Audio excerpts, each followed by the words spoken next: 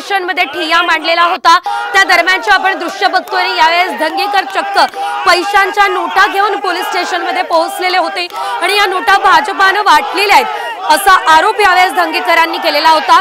मात्र त्यानंतर भाजपचे सुद्धा कार्यकर्ते पोलीस स्थानकाबाहेर पोहोचलेले आहेत आणि भाजप कार्यकर्ते आणि धंगेकरांच्या कार्यकर्त्यांमध्ये ही बाचाबाची झालेली आहे। जोरदार घोषणाबाजी काँग्रेसच्या कार्यकर्त्यांकडून अर्थातच धंगेकरांच्या कार्यकर्त्यांकडून सुरू करण्यात आली आहे।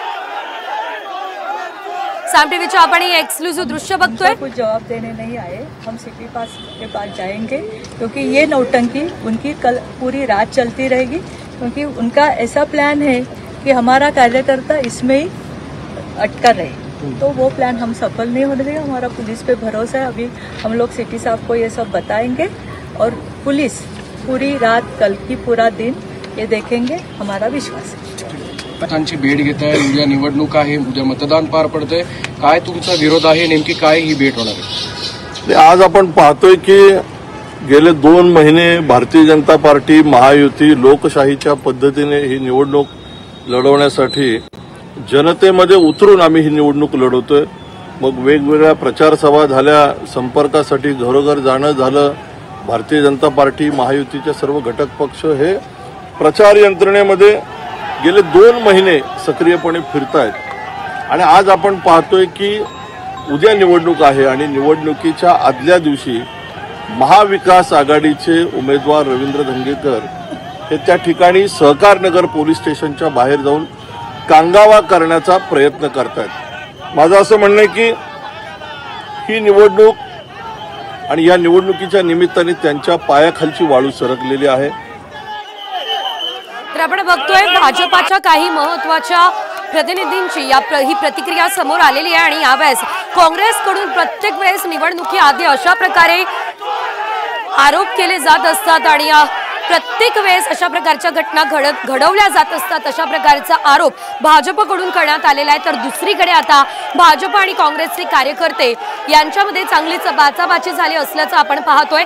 पोलिसांनी मध्यस्थी केलेली आहे आणि दोन्ही गटाच्या कार्यकर्त्यांना शांत करण्याचा देखील प्रयत्न केलेला आहे। मात्र पोलीस बंदोबस्तात पैसे वाटतात अशा प्रकारचा गंभीर आरोप हा यावेळेस धंगेकरांनी केलेला आहे आणि या आरोपाच्या पार्श्वभूमीवरच त्यांनी सहकारनगर पोलीस ठाण्यामध्ये ठिय्या देखील मांडला असल्याचं आपण बघितलेलं होतं।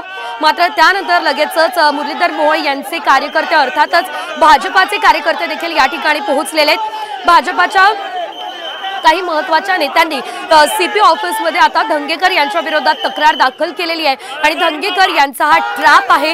धंगेकर प्रत्येक वेळेस अशा प्रकारचे आरोप करतात असं त्यांनी म्हटलंय।